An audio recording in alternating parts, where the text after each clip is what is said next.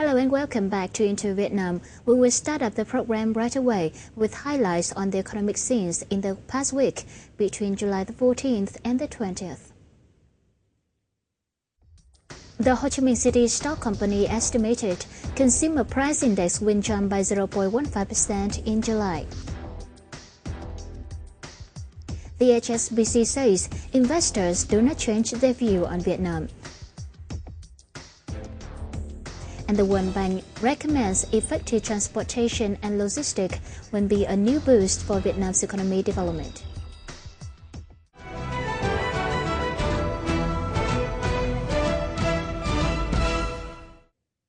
First and foremost, let's review the notable figures of the week. In the report announced on July the 14th, the Ho Chi Minh City Stock Companies or HSC estimated consumer price index will jump by 0.15% in July compared with the previous month and reduced by 4.86% on year. Explained that the slight increase of July CPI over the previous month mainly stemmed from the impact of two consecutive spikes in gasoline prices during the month and the slight increase in rice prices. HSC estimated gasoline price hikes of 1.3% on June the 23rd and 1.6% on July the 7th have added 0.04% and 0.03% to July CPI respectively. It expected the petrol price hikes will also impact the CPI of the next 2 to 3 months. Meanwhile, rice prices have been going up since the beginning of the month after a slight decrease last month. However, according to HSC, the July CPI shrank by 4.98% on month, showing that inflation did not rise continuously over the previous month. The company said prospects for inflation during the next month will be low due to the current trend of gasoline prices, which will be unlikely to rise further, while prices of rice may fall thanks to abundant supply. According to CBRE, one of the foreign property service providers in Vietnam, foreign direct investment for the real estate market hit $692 million in the first half of this year, a year-on-year increase of 65%. A number of property projects emerging in the period included Amma Resort, worth $300 million in the central Khánh Hòa province, a $234 million urban areas in the western part of Westlake, and a $200 million apartment building project. This shows that the country's real estate market is attractive again to foreign investors.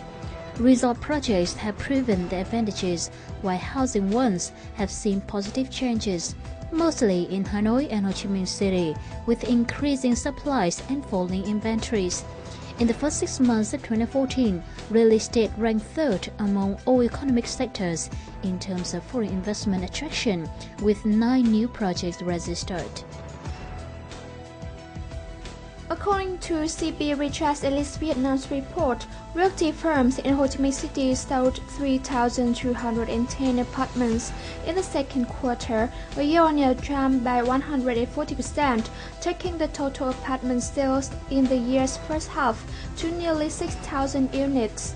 The Property Research and Management Service Company said the condos sold in the second quarter belong to 11 projects of high-class, mid-end, and low-cost housing segments. In the first quarter, 2,600 apartments were successfully traded as reported by CBRE in April. CBRE said the fact that home buyers now can mortgage their houses that were owe later at banks has encouraged investors to continue their slower than expected projects. Offered price of apartments in the city are now more affordable than the previous years. Particularly, prices in many low-cost apartment projects have now slipped to less than 15 million dong per square meter, a level which allows home buyers in these projects to borrow from the 30 trillion dong credit package.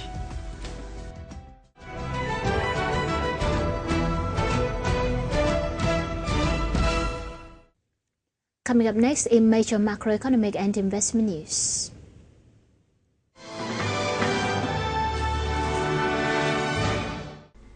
Investors do not change view on Vietnam is the HSBC Global Research evaluation basing on stable inflow of foreign direct investment into Vietnam.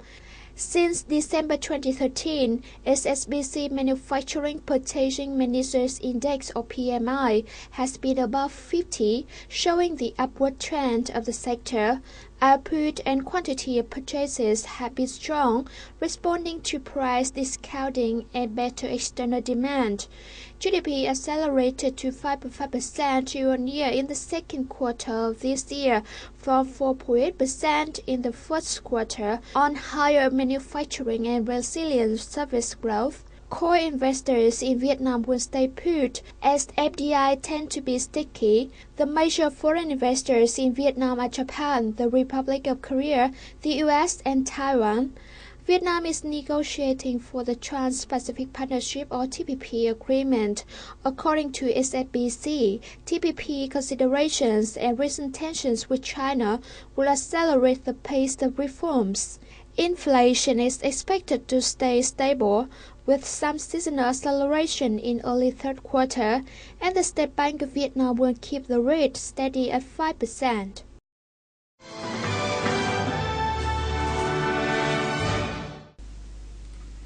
More than 70% of credit organizations predict that both deposit and lending interest rates in Vietnam Dong this year will reduce by 1.24% and 1.43% a year, respectively, in comparison with the levels at the end of 2013. According to a survey conducted by the Monetary Statistics and Forecast Department under the State Bank of Vietnam from May the 20th to June the 9th, 90% of credit organizations expect their mobilized capital and loans outstanding balance will grow by 3.4 to 3.6% in the third quarter and 14.2% for the entire 2014. Over 90% of the organizations also believe that liquidity will remain stable or improve in the second half of the year, while 80% of them think the bad debts or outstanding loan ratio remains stable or decreases slightly in the second and third quarters. Meanwhile, around two-thirds expect an improvement in their business in the third quarter and the whole year, and a recovery in customer demand for banking products and services.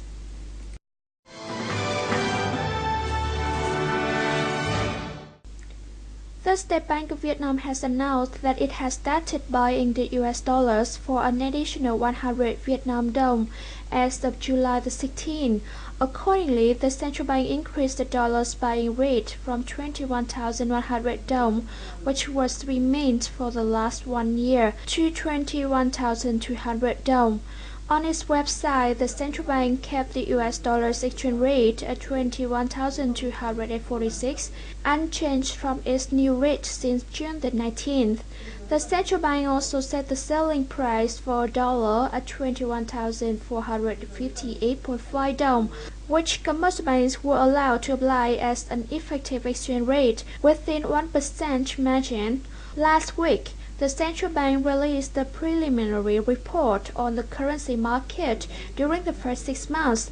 The report said that after the new rate was applied on June the 19th, the forex rate has stabilized and the market liquidity has been stable.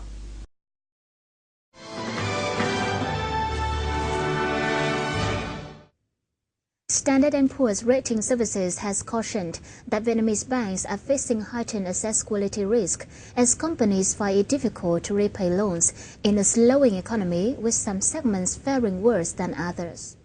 In its report, S&P said that bad debts could erode Vietnamese banks' capitalization and profitability over the next 12 to 18 months. This was because banks' non-performing loans continue to rise as local companies, which are the main recipients of bank credit, are affected from slow sales, high inventory, and weak cash flows. However, the report noted that the government intends to adopt more stringent standards, clean up bad loans. The S&P report acknowledged that the government's macroeconomic stabilization measures have begun to yield some results.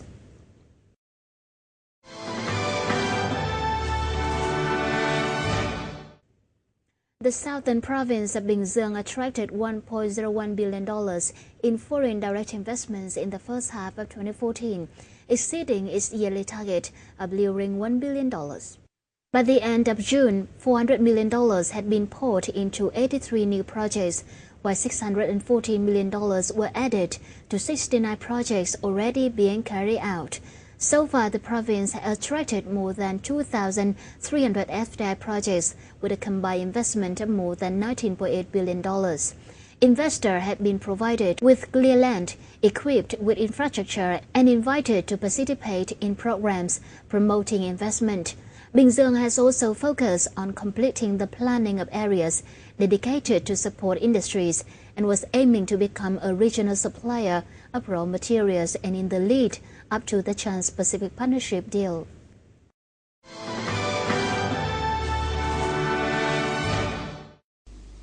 Vietnam National Shipping Lines or VNLines has announced plans for initial public offerings or IPOs for 5 more large port operators by the end of the year. According to VNLines restructuring plan, 4 ports Cam Ranh, Nghệ Tĩnh, Cần Thơ and Nam Can will sell stakes by year-end. Saigon Port will complete its equitization plan at the same time. The 5 ports have signed contracts with consultants for the upcoming IPOs. Meanwhile, Nghệ Tĩnh Port has completed the company's valuation and submitted the document to VNLines. Hải Phòng Port has already been equitized. VNLines plans to privatize 10 businesses as part of the group's wide restructuring arrangement. 5 were finalized last year. Equitization, capital divestment, and winding up loss-making companies are viewed as the remedy for VNLines to pay debts and revive its business.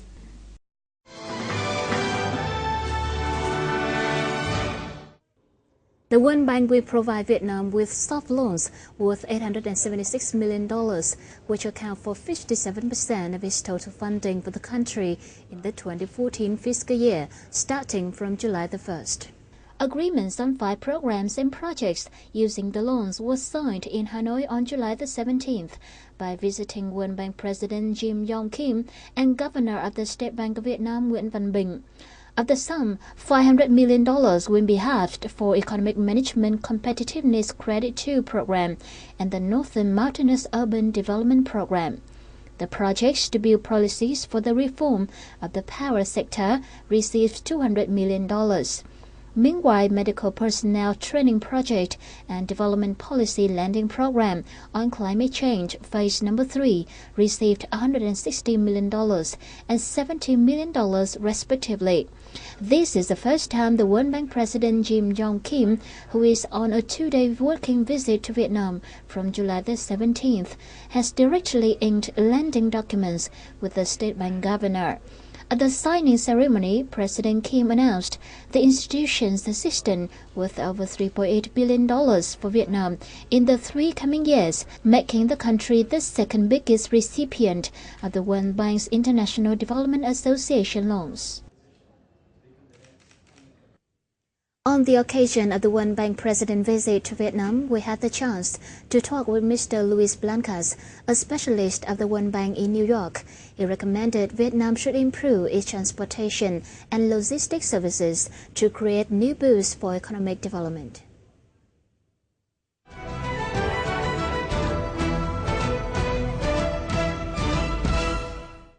Mr. Luis Blancas, thank you so much for joining our program today. First of all, can you give a very clear definition of effective logistics? To us, efficient logistics is specifically defined as more predictable logistics.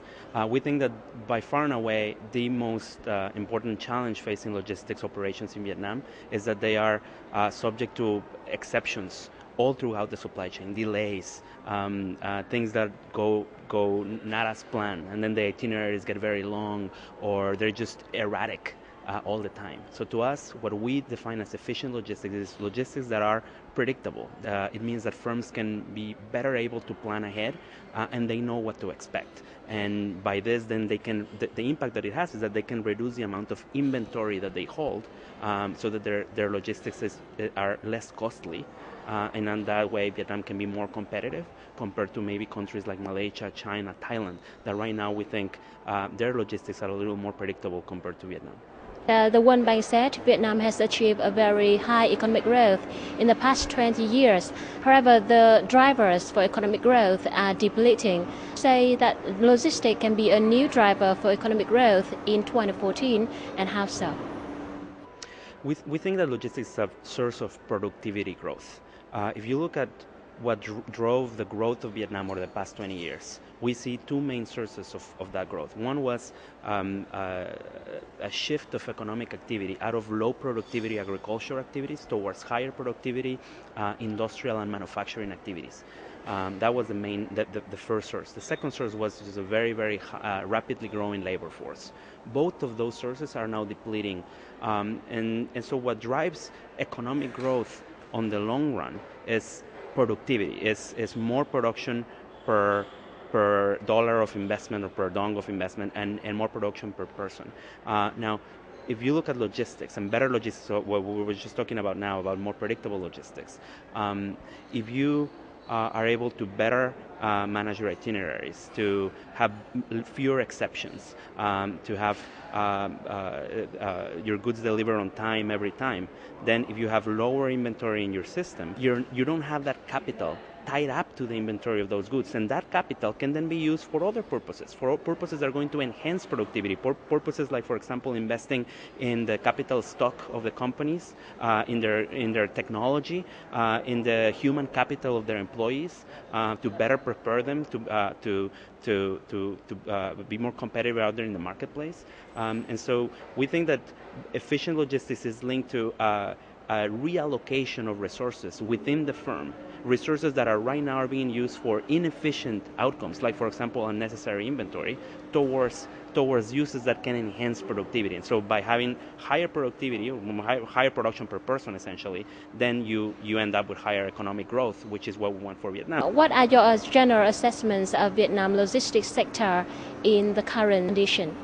From our perspective, the logistics sector in Vietnam, it's doing well overall. I mean, it is not our message here that logistics is somehow a major drag on the economy. It can be improved, that's for sure, but it has been able to accommodate unprecedented growth. I mean, the external sector of Vietnam, which is based on an export-led growth model, has been growing very fast, and Vietnam has benefited from competitive low labor rates, has benefited from shifting manufacturing activity out of China and into other countries in Asia, but primarily Vietnam.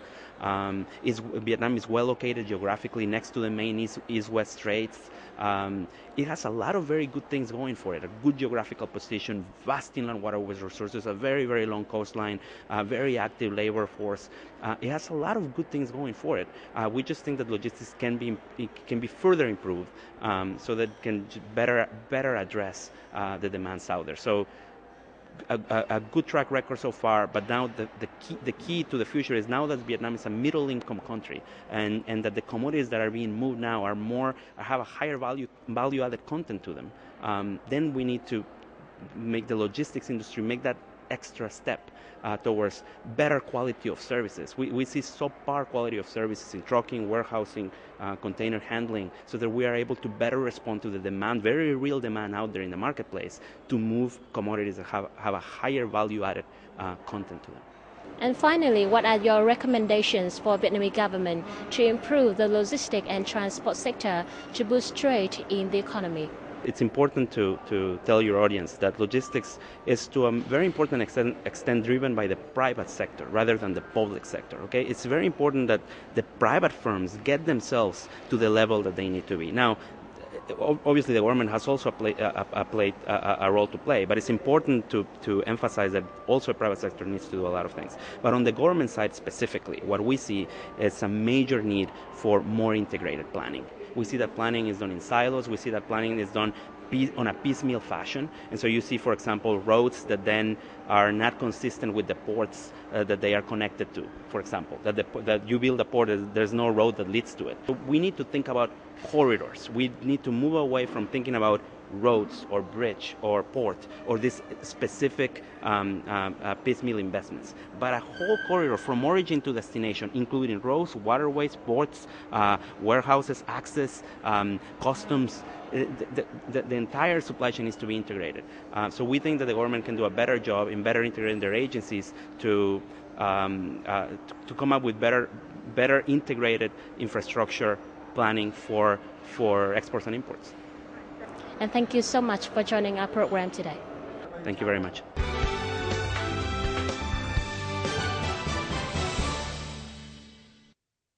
And now the foreign trade news, we continue the program. According to the Ministry of Agriculture and Rural Development, Vietnam's natural rubber has been exported to more than 70 markets in the world, and Vietnam is now ranking the third in terms of rubber exports, with a volume of 949,000 tons. In 2013 alone, Vietnam's rubber export ranked the fourth in the global market, with $2.52 billion. However, due to the fierce competition among exporters and high inventories in the domestic market, the export prices and volume of Vietnamese rubber have dropped significantly. In the first 5 months of 2014, the export price decreased sharply to $1,842 per ton, down 22.1% on year.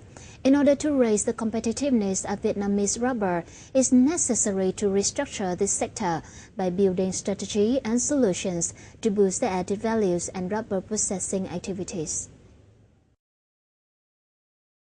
According to the Vietnam Cashew Association, cashew export turnover is likely to reach $2.2 billion this year. Cashew exports have included cashew nuts, nutshell oils, and other processed products.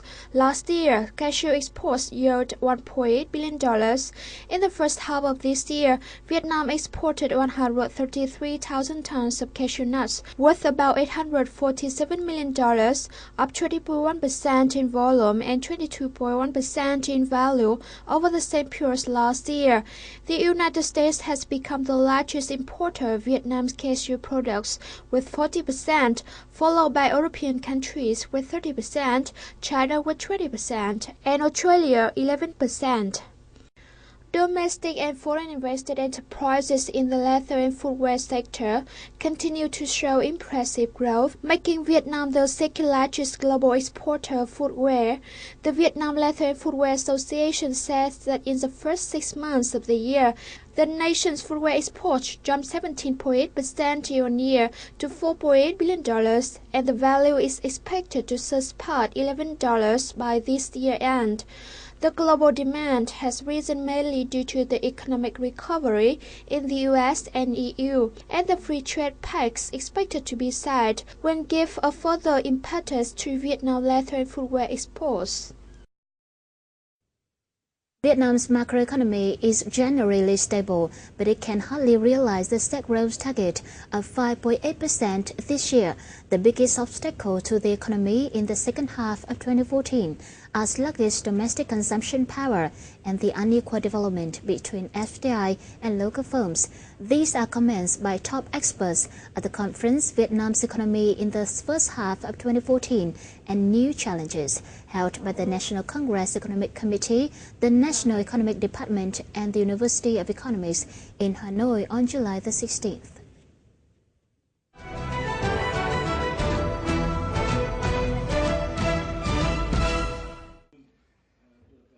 He said at the event, Vietnam's economy in the first half continued to be stabilized. Economic growth was recovered, though at lower pace. Inflation was curbed, and exports remain a bright spot in the economy.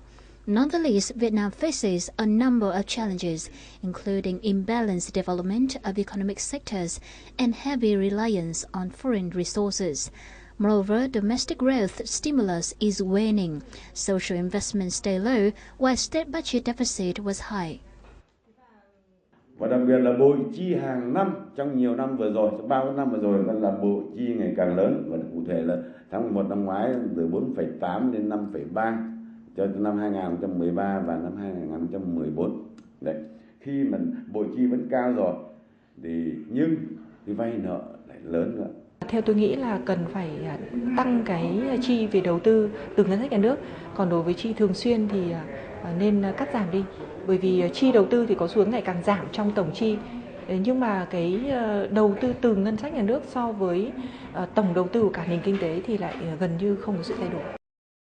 Apart from low domestic demand, tensions on the East Seas is another obstacle that Vietnam will face in the last 6 months, as China is the fourth largest exporting market of the country and also the biggest raw material import country. In one word, Vietnam can hardly achieve the growth target of 5.8%. Để đạt được cái mục tiêu là 5,8% thì cái tốc độ tăng trưởng kinh tế 6 tháng cuối năm của chúng ta phải ở mức khoảng 6,3%. Thì chúng tôi cho rằng đây là một thách thức khá lớn. Thì tăng trưởng kinh tế của chúng ta với cái diễn biến hiện tại sẽ đạt được ở mức khoảng 5,3 đến 5,4% và lạm phát thì ở mức 6,3 đến mức 6,4%. To boost economic development, in the coming months, Vietnam should loosen its monetary and fiscal policies, whose room for loosening is still big, as the state budget deficit was equivalent to 32% of the whole year plan. Credit growth and money supply stay low, but the country should not ignore the inflation factor. Cuối năm thì tôi nghĩ rằng là chúng ta vẫn phải tiếp tục duy trì một cái môi trường kinh tế vĩ mô ổn định với lãi suất thấp, tỷ giá ổn định, lạm phát thấp. Đồng thời thì cũng tăng chi tiêu công của chính phủ. Tất nhiên là tất cả những cái đó thì nó cũng đòi hỏi chính phủ phải có một cái sự phối hợp khá là nhịp nhàng, bởi vì nếu mà tăng chi tiêu công thì thông thường nó cũng có thể dẫn đến cái lạm phát. Mà nếu mà lạm phát tăng cao thì hiển nhiên là sẽ không giữ được cái lãi suất thấp. Thì các cái giải pháp hiện nay của chính phủ cũng như là của ngân hàng nhà nước đưa ra thì là sẽ tập trung vào tháo gỡ khó khăn cho hoạt động sản xuất kinh doanh. Nhưng trong điều hành thì báo cáo với các quý vị đại biểu là ngân hàng nhà nước không bao giờ chủ quan với diễn biến của lạm phát.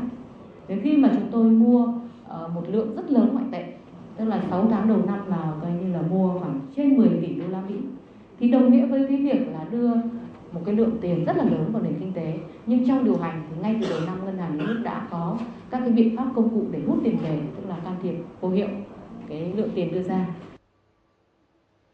Experts at the conference also recommend other measures to reduce risk to the economy. They stress that the government should prioritize domestic investment enhancement, reduce the reliance on Chinese market, boosting localization rate in manufacturing, and perfect the legal framework to boost growth.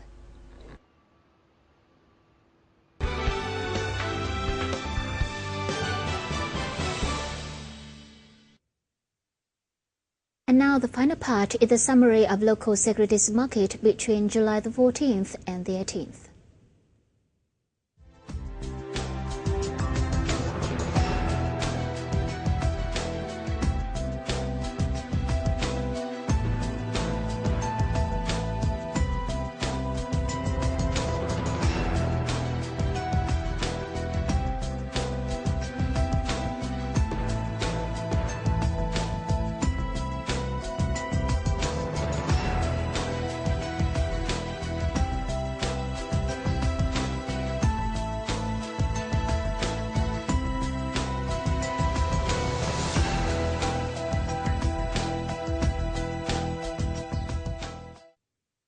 Well, that's all for this edition of Into Vietnam. Thank you so much for your time with us. For comments and feedbacks, you can reach us via email at intovietnam@vitv.vn or give us a call at 0422 08288.